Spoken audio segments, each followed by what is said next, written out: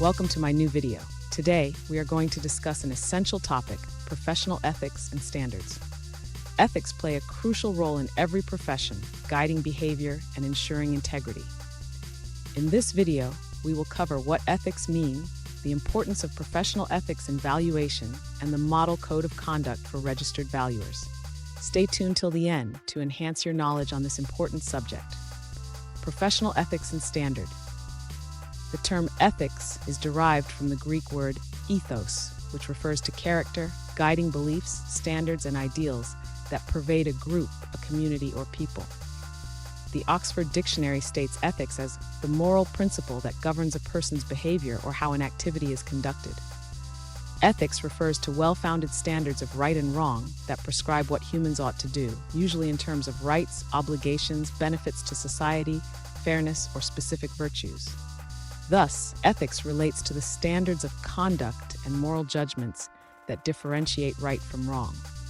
Ethics is not a natural science but a creation of the human mind. For this reason, it is not absolute and is open to the influence of time, place, and situation.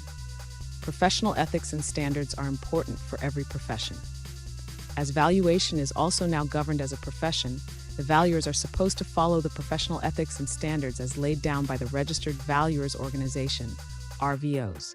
For more detailed information, visit the official website of VMK Professionals, www.vmkpros.com, and always review the latest amendments before execution, as laws keep changing frequently. Model Code of Conduct for Registered Valuers.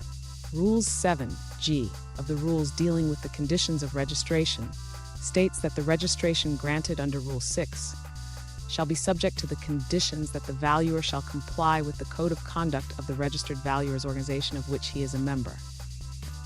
Further, Rule 12.2d of Chapter 3, dealing with the eligibility for Registered Valuers Organizations. It states that the RVO organization referred to in Sub-Rule 1 shall be recognized if it lays down and enforces a code of conduct for valuers who are its members, which includes all the provisions specified in Annexure 1 of the rules. The Annexure 1 of the said rules deals with Model Code of Conduct for registered valuers, which includes 1. Integrity and fairness, 2. Professional competence and due care, 3. Independence and disclosure of interest, 4. Confidentiality, 5. Information management, 6. Gifts and hospitality, 7. Remuneration of cost, 8. Occupation, employability, and restrictions. Integrity and fairness. A valuer shall, in the conduct of his or its business, follow high standards of integrity and fairness in all his or its dealings with his or its clients and other valuers.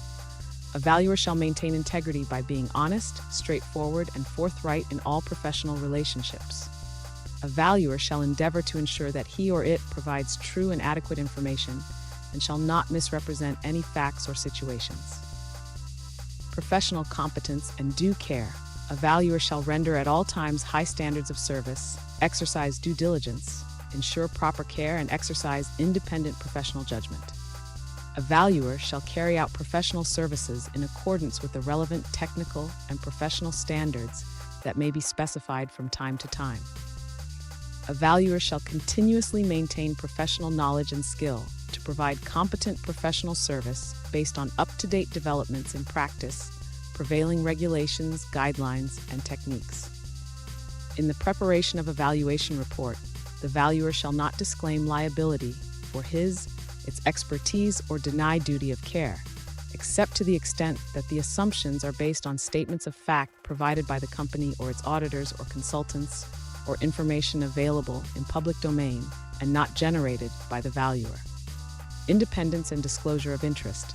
A valuer shall act with objectivity in its professional dealings by ensuring that its decisions are made without the presence of any bias, conflict of interest, coercion, or undue influence of any party, whether directly connected to the valuation assignment or not. A valuer shall not take up an assignment if he, it, or any of its relatives or associates is not independent in terms of association to the company. A valuer shall maintain complete independence in its professional relationships and shall conduct the valuation independent of external influences. A valuer shall not use or divulge to the clients or any other party any confidential information about the subject company which has come to its knowledge without proper and specific authority, or unless there is a legal or professional right or duty to disclose. A valuer shall ensure that he maintains written contemporaneous records for any decision taken, the reasons for taking the decision, and the information and evidence in support of such decision. This shall be maintained so as to sufficiently enable a reasonable person to take a view on the appropriateness of its decisions and actions. A valuer shall appear, cooperate, and be available for inspections and investigations carried out by the authority, any person authorized by the authority, the registered valuers organization with which it is registered, or any other statutory regulatory body. For more detailed information, visit the official website of VMK Professionals via vmkpros.com, and always review the latest amendments before execution, as laws keep changing frequently. Gifts and hospitality. A valuer or its relative shall not accept gifts or hospitality which undermines or affects his independence as a valuer. Explanation.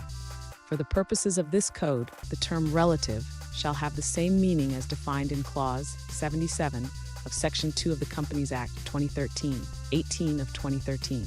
A valuer shall not offer gifts or hospitality or a financial or any other advantage to a public servant or any other person with a view to obtain or retain work for himself itself, or to obtain or retain an advantage in the conduct of profession for himself itself.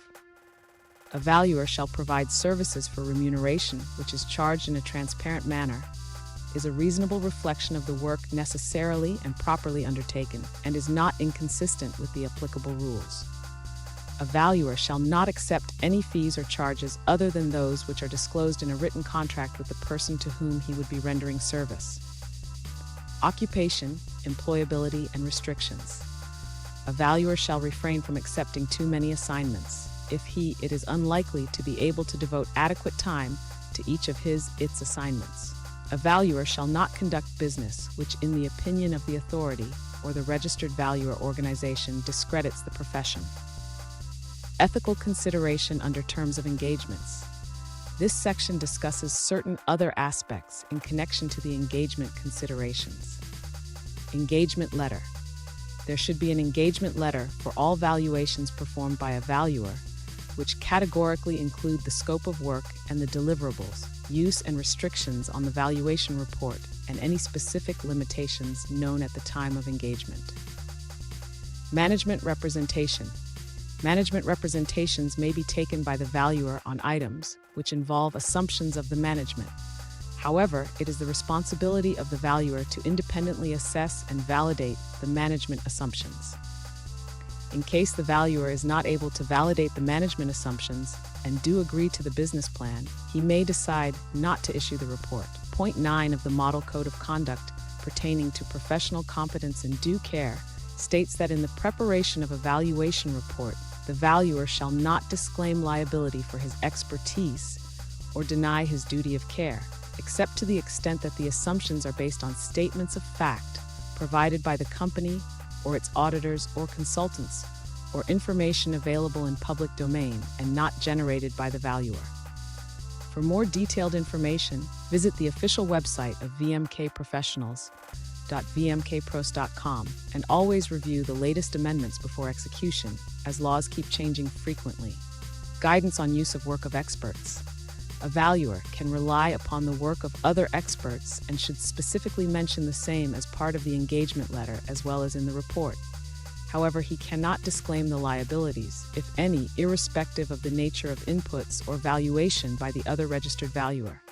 It is worth noting that the Rules 8.2 of the rules dealing with the conduct of valuation states that the registered valuer may obtain inputs for his valuation report or get a separate valuation for an asset class conducted from another registered valuer, in which case he shall fully disclose the details of the inputs and the particulars, etc., of the other registered valuer in his report and the liabilities against the resultant valuation, irrespective of the nature of inputs or valuation by the other registered valuer, shall remain of the first mentioned registered valuer.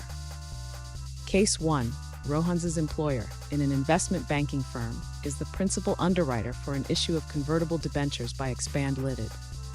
Rohan discovers that Expand Limited has concealed severe third-quarter losses in its foreign operations. The preliminary prospectus has already been distributed. Observation: knowing that the preliminary prospectus is misleading, Rohan should report his findings to the appropriate supervisory persons in his firm. If the matter is not remedied, and his employer does not dissociate from the underwriting, he should sever all his connections with the underwriting. Rohan should also seek legal advice to determine whether additional reporting or other action should be taken. That's it for today's video. We hope you learned something new about professional ethics and standards. Remember, ethics play a crucial role in maintaining trust and credibility in any profession. If you found this video helpful, don't forget to like, share, and subscribe to our channel for more informative content.